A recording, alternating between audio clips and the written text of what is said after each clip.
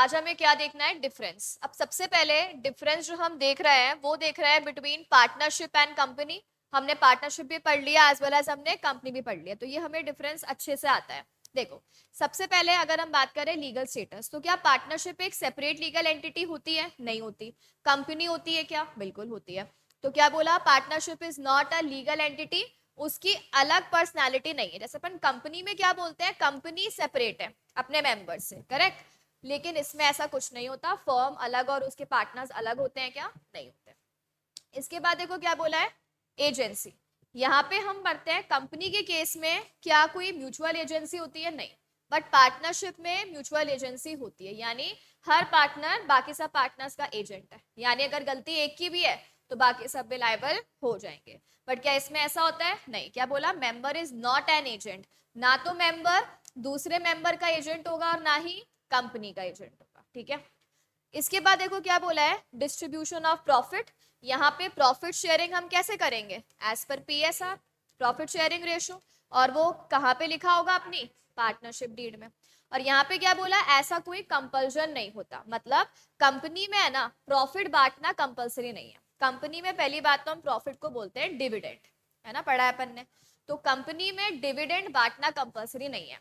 अगर प्रॉफिट्स होते हैं तो आप बांट लो, अगर प्रॉफिट नहीं है तो मत बांटो, और है भी तो भी बांटना कंपलसरी है क्या? प्रॉफिट्स नहीं है, ठीक है। सो क्या बोला यहाँ पे, there is no such compulsion,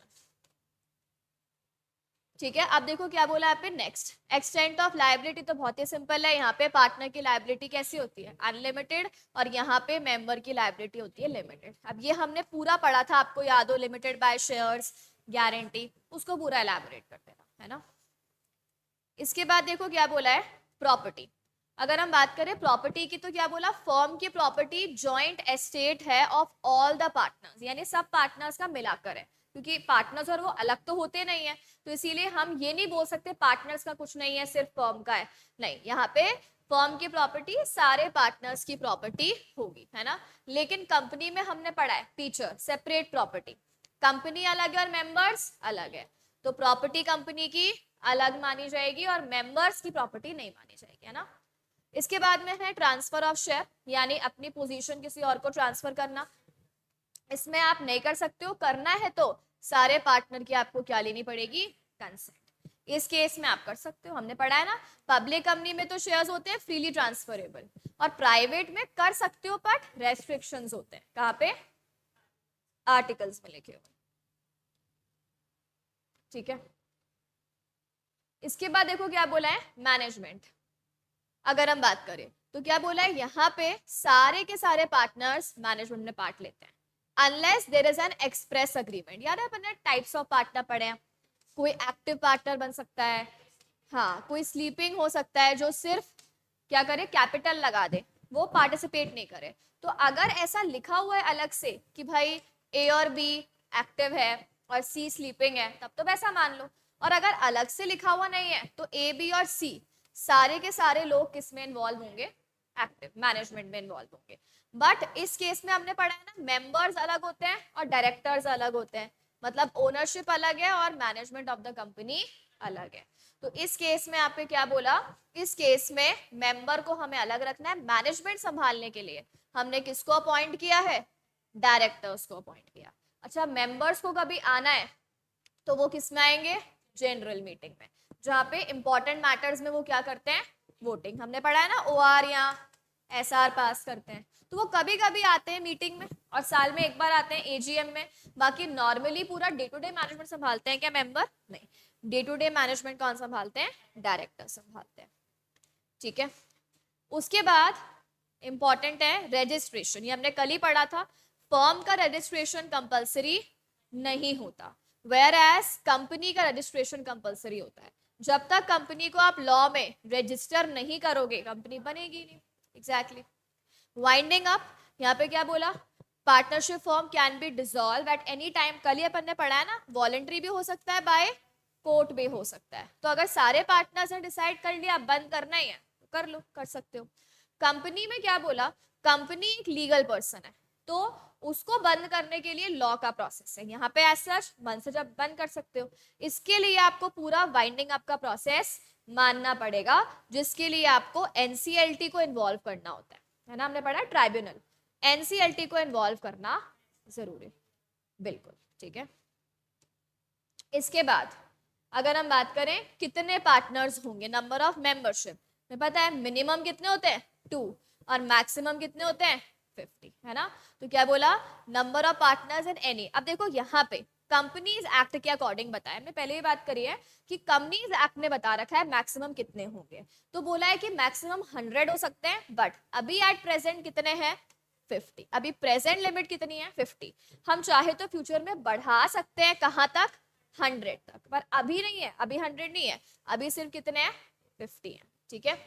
अच्छा ये हमने पढ़ा है पब्लिक कंपनी में तो अनलिमिटेड होते हैं मैक्सिमम, हाँ, और उसमें कितने होते हैं 200, और ओपीसी में कितने होते हैं, एक ही होता है, ठीक है।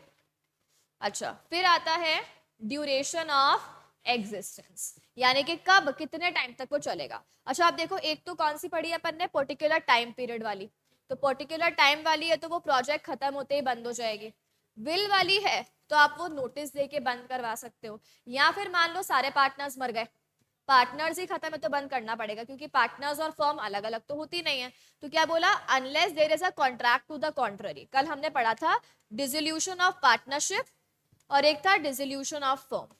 तो जब हम फर्म की बात कर रहे हैं मतलब फर्म बंद हो गई, पर याद है हमने क्या बात की थी, अगर किसी पार्टनर की डेथ हो जाए या इंसॉल्वेंसी हो जाए या इनसैनिटी हो जाए, तब आप चाहो तो कंटिन्यू भी कर सकते हो, बंद भी कर सकते हो। तो वही चीज बोली है कि unless there is a contract to the contrary, death, retirement और insolvency results in dissolution. Normally मर गया, रिटायर हो गया या इंसॉल्वेंट हो गया तो फर्म बंद हो सकती है, बट आप दूसरा कॉन्ट्ररी मतलब इसके ऑपोजिट कॉन्ट्रैक्ट में क्या लिख सकते हो कि हम बंद नहीं करेंगे, एक की डेथ हो गई, एक रिटायर हो गया तो हम बंद नहीं करेंगे, ऐसा आप लिख सकते हो। पर अगर आप ऐसा नहीं लिखते हो तो ये सब होने से फर्म भी डिसॉल्व हो सकती है, लिख दो बिल्कुल, या फिर अमेंड करके लिख दो, अमेंड भी कर सकते हो, आपकी मर्जी है ना। अच्छा कंपनी में तो हमने पढ़ा है क्या होता है, परपेचुअल सक्सेशन, मेंबर्स में कम मेंबर्स में गो, कंपनी चलती रहेगी, क्या चलती रहेगी, ठीक है। तो ये हो गया अपना कंपनी एंड पार्टनरशिप। ये हमें अच्छे से क्यों आते हैं, क्योंकि हमने दोनों चैप्टर्स पढ़ लिए, कंपनी भी और पार्टनरशिप भी, ठीक है। तो ये दोनों पढ़ने के बाद अपना ये टॉपिक हो गया। अब आते हैं हम लोग नेक्स्ट। नेक्स्ट देखो क्या है, पार्टनरशिप वर्सेस क्लब। अब देखो अगर हम बात करें difference between partnership and club, देखो क्लब में क्या होता है, ग्रुप ऑफ पीपल एक साथ आते हैं किसी कॉमन ऑब्जेक्टिव के लिए। देखो डेफिनेशन पढ़ो इसकी, तो हम जानते ही हैं, एसोसिएशन ऑफ पीपल, ये क्यों आते हैं, फॉर अर्निंग प्रॉफिट्स, ये इंपॉर्टेंट है यहाँ पे। पार्टनरशिप में हम आ ही क्यों रहे हैं, क्योंकि हमें क्या कमाना है, प्रॉफिट कमाने हैं, ये पूरी डेफिनेशन पढ़ी है अपन ने। क्लब देखो, क्लब में भी सेम है, group of people, but it is formed with the object not of earning profit। आपका ऑब्जेक्टिव प्रॉफिट अर्न करना नहीं होता, किसी सोशल के लिए हो गया है ना, but of promoting some beneficial purpose, society के लिए या लोगों के लिए आप कुछ बेनिफिट करना चाहते हो। तुमने सुना होगा हेल्थ के लिए अलग अलग क्लब्स बनते हैं, तो इम्प्रूवमेंट ऑफ हेल्थ हो गया, या कभी कभी जैसे किटी पार्टीज वगैरह करनी है उसके लिए सोसाइटी में ग्रुप्स बन गए, रिक्रिएशन फॉर मेंबर की पिकनिक वगैरह की फैसिलिटीज, ट्रिप्स पे लेके जाएंगे उसके लिए ग्रुप बन रहा है, मतलब हाँ एग्जैक्टली है ना, योगा वगैरह के लिए बनता है, तो वो सब किस में आ जाएंगे, क्लब। यानी यहाँ पे क्या था, group of people for earning profits, और यहाँ पे क्या है, नॉट फॉर अर्निंग प्रॉफिट, आपका कोई अदरवाइज ऑब्जेक्टिव है, ठीक है। इसके बाद देखो यहाँ पे क्या बोला, जो लोग इसमें इन्वॉल्व होंगे वो लोगों को हम क्या बोलते हैं, पार्टनर, और एक पार्टनर बाकी सारों के लिए क्या माना जाएगा, एजेंट, ठीक है, पढ़ा है अपन ने। पर यहाँ पे हम इनको पार्टनर नहीं बोलेंगे, जो पर्सन क्लब में आ रहे हैं हम उन्हें क्या बोलेंगे, ये क्लब के मेंबर। और क्या वो क्लब का मेंबर दूसरों के लिए एजेंट होगा कि नहीं होगा, नहीं, वो अपना खुद का काम करेगा, बाकियों की गलती है तो वो लायबल होंगे, आपके ऊपर कोई प्रॉब्लम आएगी क्या, नहीं आएगी। इंटरेस्ट इन द प्रॉपर्टी, अभी हमने पढ़ा ही था कि प्रॉपर्टी सारे पार्टनर की मिलाकर होती है, बिल्कुल, तो पार्टनर का इंटरेस्ट हो जाएगा प्रॉपर्टी में। और member of a club has no interest, होती ही नहीं है। डिसोल्यूशन, अभी हमने पढ़ा पार्टनर्स में चेंज हो गया, मान लो डेथ हो गया, इंसॉल्वेंसी हो गया, तो आप चाहो तो बंद भी कर सकते हो। यहाँ पे क्या बोला, मेंबर चेंज होते रहेंगे, क्लब को तो क्या फर्क पड़ेगा, तुम्हें जाना है जाओ, नए आ जाएंगे, है ना, तो क्लब को एज सच कोई फर्क नहीं पड़ेगा। तो ये हो गया अपना पार्टनरशिप एंड क्लब। अब आते हैं next, partnership versus HUF. HUF क्या होती है, हिंदू अनडिवाइडेड फैमिली। अब देखो पार्टनरशिप में तो जो पार्टनर बनते हैं वो कैसे बनते हैं, बाय एग्रीमेंट, और हिंदू फैमिली बिजनेस है, मतलब फैमिली के लोग आएंगे, तो यहाँ पे आप बाय एग्रीमेंट इन्वॉल्व होगे, यहाँ पे आप बाय बर्थ, फैमिली में बर्थ होते ही आप क्या बन जाओगे वहां पे, अब पार्टनर नहीं बोलेंगे, यहाँ पे बोलेंगे को पार्टनर, है ना, अभी आगे आएगा। देखो क्रिएटेड बाय एग्रीमेंट, कैसे बनती है ये, एग्रीमेंट से। यहाँ पे क्या बोला कैसे बनता है, क्रिएशन बाय बर्थ, यानी अगर आपको यहाँ पे इन्वॉल्व होना है तो वो आपके फैमिली में बर्थ होने से ही आप इन्वॉल्व हो जाओगे। अगर कोई बंदा मर गया, तो अभी हमने पढ़ा था, हो सकता है कि पार्टनरशिप पूरी खत्म हो जाए, है ना, लेकिन यहाँ पे कोई बंदा मर गया तो उससे कोई इम्पैक्ट नहीं होता, डिसोल्यूशन नहीं होता, एक फैमिली वाला मरा है ना, और आ जाएंगे, दूसरा आ जाएगा, ठीक है। मैनेजमेंट, यहाँ पे क्या बोला, सारे जो पार्टनर्स है ना वो सबके सब, अभी हमने पढ़ा था ना पहले कि सबके सब पार्टिसिपेट कर सकते हैं, किसी को स्लीपिंग बनना है तो वो उसकी मर्जी है, नहीं बनना तो सारे पार्टनर्स कैसे होंगे, एक्टिव पार्टनर्स ही होंगे। लेकिन यहाँ पे ये हमने पहले ही बात करी है, कर्ता, फैमिली का हेड मेंबर, है ना, जो फैमिली का सबसे एल्डेस्ट मेंबर होगा वो क्या बनेगा, वो बनेगा कर्ता, और पूरा डे टू डे जो मैनेजमेंट है वो भी कौन संभालेगा, कर्ता, ठीक है। तो देखो क्या बोला, right of management generally vest in karta, who is a governing male member और फीमेल मेंबर, वेरी इंपॉर्टेंट। जब नया नया था ना, पहले पहले हम सिर्फ कर्ता बनाते थे मेल को, अब अमेंडमेंट आ गया, और अमेंडमेंट के बाद क्या बोला, एल्डेस्ट जो भी है, मेल है तो मेल कर्ता बनेगा, फीमेल एल्डेस्ट है तो फीमेल कर्ता बनेगी, मतलब मेल फीमेल दोनों बनेंगे, एल्डेस्ट मतलब सबसे ज्यादा बड़ी एज का होना चाहिए फैमिली में से, है ना, तो नहीं, सबसे एल्डेस्ट, सबसे बड़ा, ठीक है। तो ये बोल दिया यहाँ पे, फीमेल को भी देखो यहाँ पे बता भी रखा है इसने, यहाँ पे इसने ये 1 नंबर मार्क कर रखा है ना, तो इसने बता रखा है कि हिंदू मेल्स और फीमेल्स दोनों ही इन्वॉल्व हो सकते थे, ठीक है, और यहाँ पे कर्ता बनने का राइट भी दोनों का है। इसके बाद देखो क्या बोला है, अथॉरिटी टू बाइंड, यानी हर पार्टनर कोई भी काम करेगा तो पूरी फर्म लायबल होगी ना, उसके काम से वो बाकी सबको क्या कर रहा है, बाइंड कर रहा है। यहाँ पे क्या बोला, कर्ता या जो मैनेजर बोल लो कर्ता को, has the authority to contract for family business and other member, यानी कि सबके सब लोग इन्वॉल्व नहीं हो रहे, कर्ता जो काम कर रहा है वो सबको बाइंड कर रहा है, मतलब मेन जो है यहाँ पे लीड वो करता ही है, वो ही काम करेगा सारा, और वो जो काम करेगा उससे बाकी सब बाउंड होंगे, बिल्कुल। हाँ देखो पार्टनर की होती है अनलिमिटेड, यहाँ पे कर्ता की होती है अनलिमिटेड, और बाकी सबकी होती है लिमिटेड, है ना। तो देखो जो हेड है उसको तो हम क्या बोलते हैं, कर्ता, और जो मेंबर्स है उसे हम बोलते हैं को पार्टनर, पार्टनर नहीं बोलेंगे, क्या बोलेंगे, को पार्टनर, है ना। तो इनका जितना इनका शेयर है मतलब वही लिमिटेड लायबिलिटी हो जाएगी, है ना। देखो नेक्स्ट क्या है, calling for accounts on closure, यानी जब बंद हो रहा है तो पार्टनर क्या कर सकता है, पार्टनर केस कर सकता है, ये हमने कल या परसों ही पढ़ा था कि नॉर्मली पार्टनर केस नहीं कर सकता अगर फर्म अनरजिस्टर्ड हो, पर अगर आप फर्म को बंद करवाना चाहते हो और उस टाइम पे अकाउंट्स मांगने हैं तो आप केस कर सकते हो ना। तो partner can bring a suit against the firm for accounts provided वो डिसोल्यूशन करवा रहा है, उससे पहले वो करवा सकता है क्या, अनरजिस्टर्ड फॉर्म में नहीं करा सकता। यहाँ पे क्या बोला, on separation of joint family, मतलब मान लो 10 लोग थे, अभी अलग अलग हो गई फैमिली, तो member is not entitled to ask for accounts. अगर जॉइंट फैमिली में 10 लोग थे, अब वो अलग हो रहे हैं, 5 अलग हो रहे हैं, 5 अलग हो रहे हैं, तो क्या वो अकाउंट्स मांग सकते हैं, नहीं मांग सकते, नहीं मांग सकते। अब वो दूसरी बन गई ना फैमिली, तो उसका दूसरा कर्ता बन जाएगा, तो अब आप अलग चलो, अकाउंट्स वगैरह नहीं दिखाएंगे, हमने जितना बोल दिया उतना आपको मिल जाएगा, जो वेरिफिकेशन वाली चीज है ना वो आप नहीं कर सकते, ठीक है, क्योंकि फैमिली बिजनेस है तो हम इतना इन्वॉल्व नहीं होंगे इसमें। ऐसा लॉ कौन सी है अपनी पार्टनरशिप में, इंडियन पार्टनरशिप एक्ट 1932, यहाँ पे कौन सी लगती है, हिंदू लॉ। चलो अब आता है नेक्स्ट माइनर्स कैपेसिटी। ये हमने पढ़ा है माइनर पार्टनर बन सकता है क्या, नहीं, पर वो एडमिट हो सकता है only for benefits of partnership, है ना। तो क्या बोला, he can not become a partner but वो एडमिट हो सकता है टू द बेनिफिट, वो भी सारे पार्टनर की कंसेंट के साथ। बिना कंसेंट के हो सकता है कि नहीं हो सकता, नहीं हो सकता।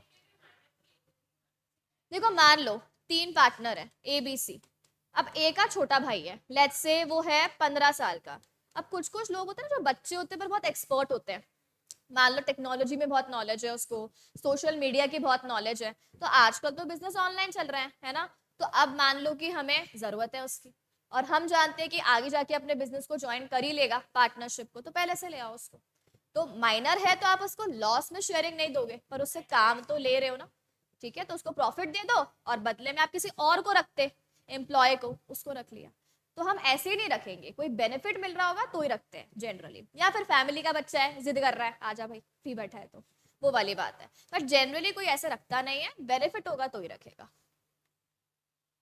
इसके बाद देखो एचयूएफ में तो कोई मतलब नहीं है, हमने क्या कहा, बर्थ होते ही आप एनरोल, तो बर्थ होगा तो ऑब्वियस है वो छोटा ही होगा, है ना। तो in HUF business minor becomes a member of the ancestral business by incidence of birth. Birth होते ही आप वहां पे को पार्टनर बन जाते हो, उसको मेजोरिटी तक का वेट करने की जरूरत नहीं है, ठीक है। नेक्स्ट है कंटिन्यूटी, वही कब तक चलेगा, तो कॉन्ट्रैक्ट में लिख दो, मर गया इंसॉल्वेंट हो गया तो आप डिसॉल्व। अब तुम देख रहे हो सेम चीज हर टेबल में आ रहा है ना, बस। हाँ तो पार्टनरशिप तो तुम्हें याद करने की जरूरत ही नहीं है, तुम्हें बस वो याद करना है हेडिंग्स, और ये सेकेंड वाला जो है ना, हाँ ये याद करना पड़ेगा, बाकी ये तो सेम ही चल रहा है सब में। देखो यहाँ पे क्या बोला है, कंटिन्यू होगी कब तक, जब तक वो डिवाइड नहीं हो जाते, दोनों आपस में अलग अलग नहीं हो जाते। Status of HUF is not affected by death, ये तो पहले भी आया ना, किसी के मरने से कोई फर्क पड़ने वाला है कि यहाँ पे नहीं पड़ने वाला है। नंबर ऑफ मेंबर पढ़ लिया, नॉट एक्सीड 50, यहाँ पे बोला अनलिमिटेड, फैमिली में जितने लोग हैं सब बन जाओ, है ना। इसके बाद शेयर इन द बिजनेस, मतलब कितना लेंगे, वही एज पर पीएसआर एग्रीमेंट में लिखा हुआ होगा टर्म्स एंड कंडीशन। यहाँ पे क्या बोला, नो को partners has a definite share, definite नहीं है, कभी किसी ने काम ज्यादा किया तो उसको ज्यादा मिल जाएगा, किसी ने काम कम किया तो उसको कम मिल जाएगा। His interest is a fluctuating one, it is capable of being enlarge bye death. मान लो 10 लोग हैं तो शेयर कम होगा, 3 लोग मर गए, 7 ही लोग बचे, तो सबका शेयर बढ़ जाएगा उस अकॉर्डिंग, है ना। तो इस अकॉर्डिंग फिक्स नहीं होता है फैमिली बिजनेस में, ठीक है। सो ये अपना यहाँ पे हो गया एचयूएफ वाला कंप्लीट। हाँ ये इजी है क्योंकि तुमने पहले पढ़ा हुआ होगा 12th में भी, है ना, तो इसमें इतनी कोई प्रॉब्लम नहीं आएगी। हाँ सही रहेगा। इसके बाद जो अपन एलएलपी करेंगे ना वो इससे भी इजी है, अगर तुम्हें कंपनी आता है ना तो मान लो एलएलपी तो बिना पढ़े ही चले जाओ, इतना इजी है, 1-2 पेज याद करने हैं उसमें, बाकी सारा ऐसे ही है। इसमें तो फिर भी डिफरेंट है क्योंकि ये पार्टनरशिप अलग ही चलता है, एलएलपी एकदम कंपनी के जैसा है, ऑलमोस्ट 99% सेम, थोड़ा बहुत नाम नाम चेंज होंगे, बाकी सेम है। देखते हैं अभी, है ना, अभी तो टाइम, ये लास्ट टॉपिक है, कर लेते हैं अभी से, ऑनलाइन तो सब भाग गए, महक बची है बस। हाँ तो इतने ही रहते हैं, पता नहीं क्या प्रॉब्लम है इनके। चलो अब देखो नेक्स्ट क्या बोला है, पार्टनरशिप वर्सेस को ओनरशिप। एक सेकेंड,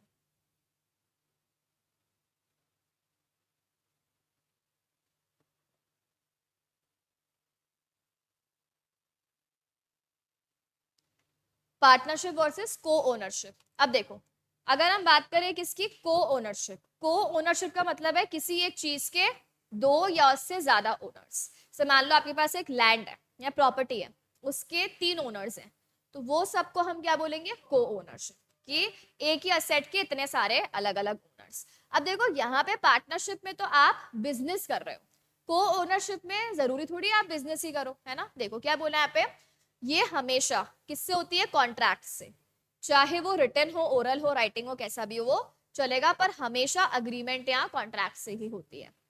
बट को ओनरशिप एग्रीमेंट से भी हो सकती है या फिर बाय ऑपरेशन ऑफ लॉ भी हो सकता है, जैसे इनहेरिटेंस। जैसे फॉर एग्जाम्पल मान लो पापा है, अब पापा के 2 बेटे हैं, तो अब पापा की डेथ के बाद दोनों बेटों को ही मिलेगी ना इनहेरेंट, ठीक है। तो अब क्या बोला यहाँ पे कि ये एग्रीमेंट से भी आप लिख के कर सकते हो कि ये लैंड अपन तीनों मिलकर खरीद रहे हैं, या फिर बाय लॉ भी हो सकता है। कैसे?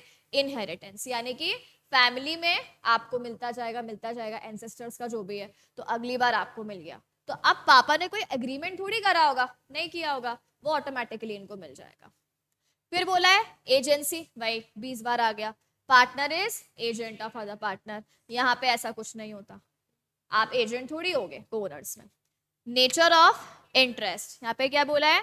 प्रॉफिट कमाना है, और प्रॉफिट कमा के शेयरिंग करनी है, तो शेयरिंग ऑफ प्रॉफिट। और लॉसेस हैं, उसको भी हम क्या करेंगे? शेयर करेंगे, तो sharing of profits and losses.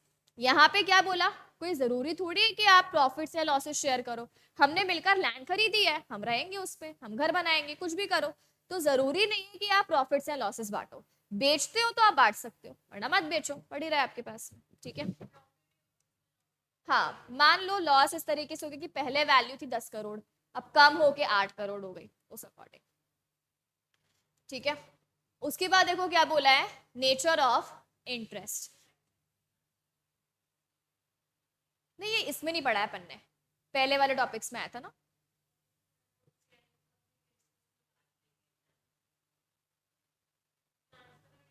अच्छा अच्छा, हाँ हाँ, सॉरी सॉरी। अच्छा, ये पढ़ लिया, ये पढ़ना है ना, हाँ। Transfer of interest, a share in partnership is transferred only by consent of partner. अभी पढ़ा अपन ने, ये पहले भी आया था कि अगर आपको पार्टनरशिप में शेयर बांटना है तो वो कैसे बांटोगे? बाकी सारे पार्टनर की कंसेंट लेके। और यहाँ पे क्या बोला? को ओनर को अगर अपना शेयर बांटना है तो क्या बोला? वो बांट सकता है without the consent of other को ओनर्स। मान लो मेरे पास एक लैंड है, ठीक है, जिसके 4 हिस्से हैं और ए बी सी डी है। अब यहाँ पे ए को चाहिए कि मैं अपने लैंड का हिस्सा बेच दूं, तो जितना आपका हिस्सा है आप किसी और को बेच दो, उसकी मर्जी, ठीक है। सो उसमें आपको पूछने की जरूरत है क्या? पूछने की जरूरत आपको नहीं है, ठीक है।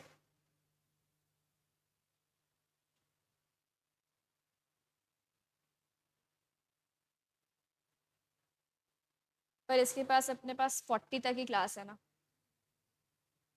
तो हम नया चैप्टर तो कैसे स्टार्ट करेंगे?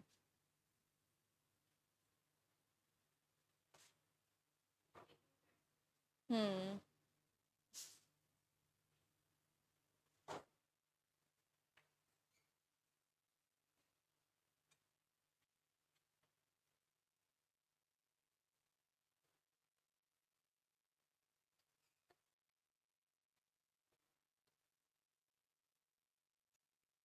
चलो, अब देखो नेक्स्ट।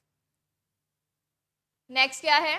Partnership versus association. अब पहले तो वही मीनिंग है, मीनिंग तो सेम ही है।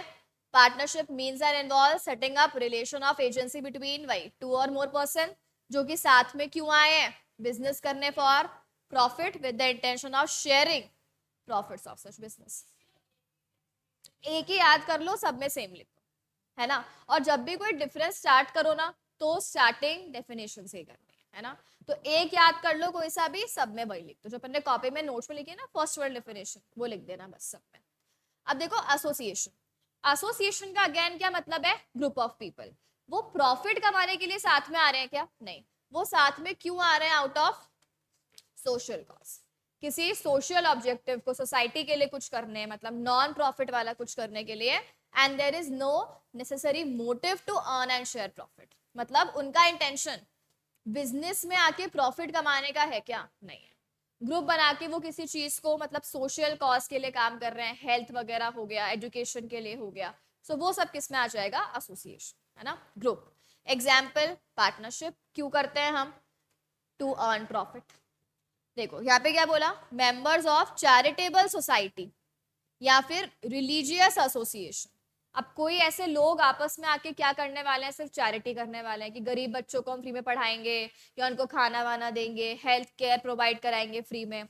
या फिर क्या बोला? रिलीजियस, जैसे मतलब मान लो कोई एक पर्टिकुलर रिलीजन हो गया, लाइक क्रिश्चियंस हो गए या हिंदूज हो गए, मुस्लिम्स हो गए, इनको प्रमोट करने के लिए हमने ग्रुप बना दिया, है ना। वो कीर्तन वगैरह करते रहते हैं इधर उधर जाके, टेम्पल्स में रहते हैं, प्रमोट करते हैं, वो सारी चीजें आ जाएंगी इसमें। और एन इम्प्रूवमेंट स्कीम और बिल्डिंग कॉर्पोरेशन और म्यूचुअल इंश्योरेंस सोसाइटी, ये सब एग्जाम्पल दिए हैं कि आप अलग अलग काम करने के लिए, सोशल बेनिफिट के लिए आप साथ में आ सकते हो, है ना।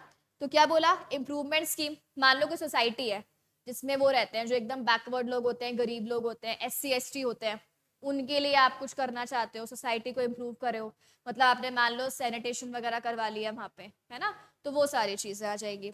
बिल्डिंग कॉर्पोरेशन हो गया, म्यूचुअल इंश्योरेंस सोसाइटी हो गई, यानी कि आपस में सबके साथ में मिलके हम अलग अलग जैसे लाइफ इंश्योरेंस वगैरह के लिए करा रहे हैं या उनके बेनिफिट के लिए कुछ कर रहे हैं आपस में। तो अल्टीमेटली इन सब का जो काम होगा, क्या वो काम ऐसा होगा कि उनको प्रॉफिट कमाना है? नहीं, उनका प्रॉफिट कमाने वाला काम नहीं है, सोशल बेनिफिट के लिए। और पार्टनरशिप में प्रॉफिट कमाने वाला काम है, उसके लिए वो साथ में। बिल्कुल ठीक है। तो तुम्हें बस क्या याद रखना है, जो ये हेडिंग्स है, क्योंकि ये याद हो गए, देखो सब में मीनिंग तो लिखना ही लिखना है, कुछ भी हो जाए, बिना मीनिंग के तो स्टार्ट ही मत करना, तो मीनिंग तो लिखना ही है, उसके बाद याद कर लो। अब इसमें तो दो ही है, मीनिंग और एग्जाम्पल। कंपनी में ज्यादा है, HUF में ज्यादा है ना, हाँ, है ना। और बाकी तो क्या बचा अपना, जो नहीं नहीं इसी में पढ़ा ना अपन ने, HUF में ज्यादा है, इसके अलावा अपन ने क्लब पढ़ा था, वो तो छोटा सा ही है, को ओनरशिप है, वो तो छोटा सा ही है ना। तो ये सब तो छोटे छोटे आ जाएंगे, तो ये तो हो जाएगा अपना।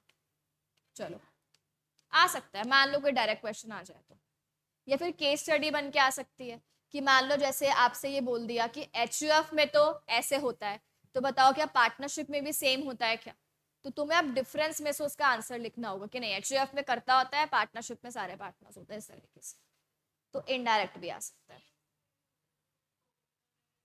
हाँ, ये बनाना होता है सारा, केस स्टडी वाले क्वेश्चन। अगर डायरेक्ट क्वेश्चन आए, मतलब आपसे डायरेक्ट डिफरेंसेस पूछ ले, तब तो टेबल बना के आ जाओ, है ना। मान लो कोई केस स्टडी भी आ जाए, मान लो ऐसे दो लोग बात कर रहे हैं, एक बंदा आपसे पूछ रहा है कि कोई डिफरेंस ही नहीं है, आप बोल रहे हो उसको डिफरेंस है, तो अब आप उसी को इलैबोरेट कर रहे हो, मतलब घुमा के दिया है पर पूछ डिफरेंस ही रहा है, तो आप उसको टेबल में ही लिख लो इस तरीके से, ठीक है। हाँ, को ओनरशिप का मतलब होता है एक असेट को दो लोग साथ में मिलकर होल्ड, जैसे मान लो एक प्रॉपर्टी है, तीन लोगों ने मिलकर खरीदी वो प्रॉपर्टी, वैसा, है ना। या एक फादर है, उनकी प्रॉपर्टी है, वो मर गए, तब उनके तीन बेटे थे, उनको मिलकर प्रॉपर्टी मिली, उसे हम बोलते हैं को ओनरशिप। तुम लोगों ने क्लासेस ली है क्या रेगुलर ऑनलाइन वाली सारी, पार्टनरशिप वाला? हाँ, उसके नहीं लिए, लिए पूरी लिए, ठीक है। हाँ, तो वो आज खत्म हो गया अपना, है ना। ऑनलाइन आते हो फिर तुम चले जाते हो आधे में छोड़ के, पूरी आते हो। जैसे अभी आए थे, हिमांशी आई थी, मानसी वगैरह तो आए नहीं है आज, खुशी आई नहीं है, योगेश भी नहीं आया है। क्या, कहाँ गया है? अच्छा, हाँ योगेश रेगुलर है, फिर भी वो आता है। तो मंडे से आओगे तुम सारे, है ना। अच्छा,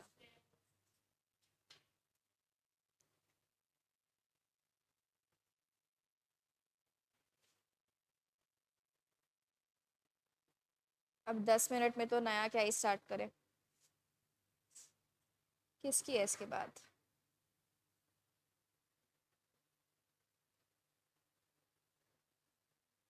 अकाउंट्स की है।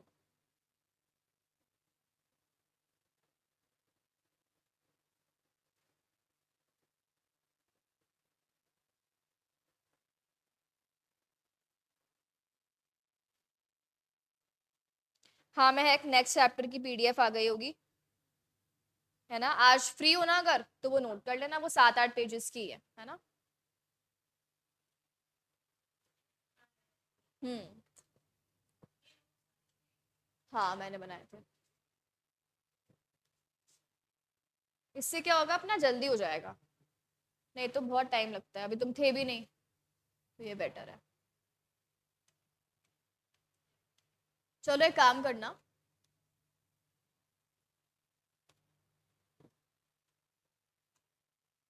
एक क्वेश्चन करके आना, जब भी मंडे को आओगे चेक कराना सब।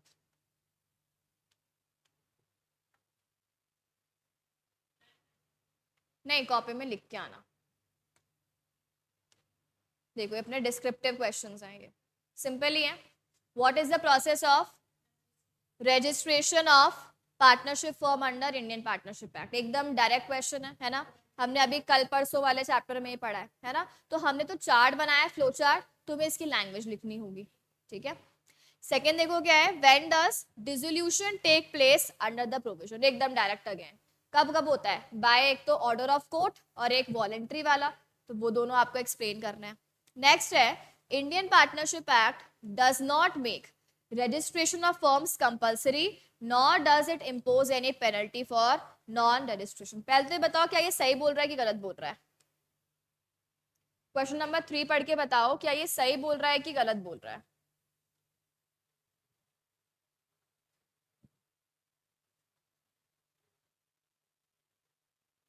मैं क्वेश्चंस है सुन लो.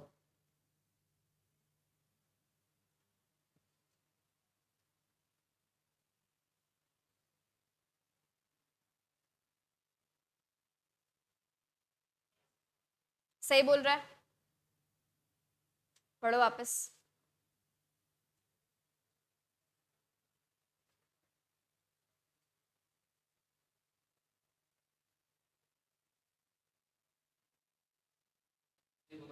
सही बोल रहा है. देखो, Indian partnership act does not make registration of firms compulsory. ये बोल रहा है इंडियन पार्टनरशिप एक्ट ने रजिस्ट्रेशन को कंपलसरी नहीं किया है. सही बात है क्या? सही तो बात है, कंपलसरी नहीं है. Not does it impose any penalty. अब कंपलसरी ही नहीं है तो नहीं करवाओगे तो पेनल्टी थोड़ी आएगी. हाँ, नहीं आएगी. ठीक है. तो आपको अब बताना है कि अगर हमने रजिस्ट्रेशन नहीं करवाया, पेनल्टी तो नहीं आएगी, पर और क्या कॉन्सिक्वेंसेस आएंगे. तो वही लिखना है. आप केस बेस नहीं कर पाओगे. अपन ने सारे पॉइंट्स लिखे हैं. एक काम करना, एक तो इसको होमवर्क लिखो और एक फर्स्ट वाले को लिखो. ये तुम्हें कॉपी में करके आना है ना. हाँ, पहले ये कर लेना. और जो भी आएंगे ऑफलाइन में वो आके चेक कराएंगे.